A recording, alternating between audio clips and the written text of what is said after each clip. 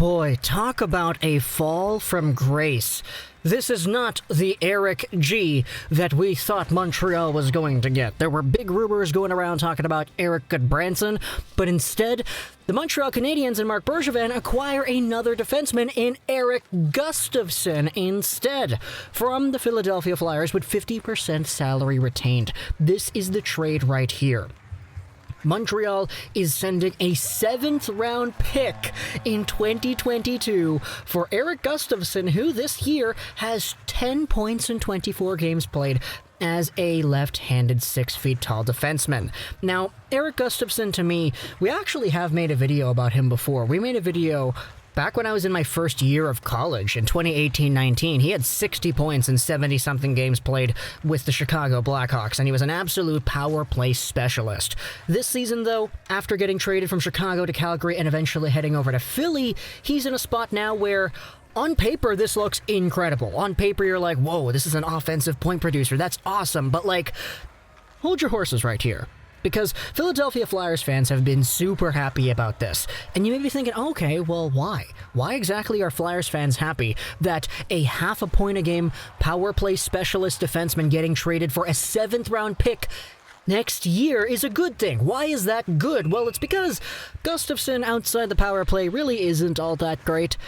Like, he's really, really not good. And let's just say the confidence of the Flyers fan base in how much they believe they won this trade because of how poorly this guy can play when he's not on the power play, let's just say that's kind of a red flag. Now, in my opinion, Marc Bergevin's in a spot where he already acquired a John Merrill. He already put himself in a position where they sent Victor Mete down on waivers. He got claimed.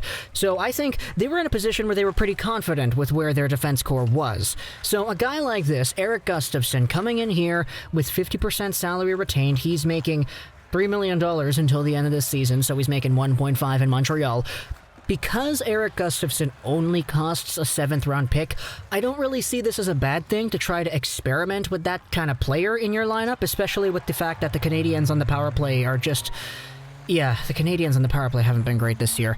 And with Erik Gustafsson, all of a sudden, that's a different kind of dynamic added to the special teams. Now, whether or not that's good enough to override any of the other stuff he does, which doesn't really appear to be all too promising, I'm not sure, but that remains to be seen. So, Philadelphia Flyers fans, it's kind of crazy, but after the Scott Laughton signing, it seems like you guys are actually going out there and unloading what I'm just going to call the extra pieces, because even though Gustafsson, as we said, even though he does have all these points to his name, it's really crazy to me how united the Flyers fan base is in insisting that this is a good thing. Because it's a 7th-round pick for an NHL caliber player. You rarely get scenarios where a 7th-round pick is what you get for a player, and the fan base is cheering. So, Erik Gustafsson, we'll see how exactly he is able to do in Montreal. That left side is getting pretty crowded, though, man. Not gonna lie. Gustafsson, Merrill, Sherratt, Kulak, Romanov. Oh boy, things are getting really tightly packed. And now the trade deadline is actually passed at the time of recording this specific piece of audio. And it doesn't really look like there are any other big trades. I mean, aside from the Sam Bennett one, but I'm going to make a video about that as well later on. So talk to me in the comments what you think about Erik Gustafsson for a 7th. I hope you enjoyed this video. Ash Rolls 99. And bye.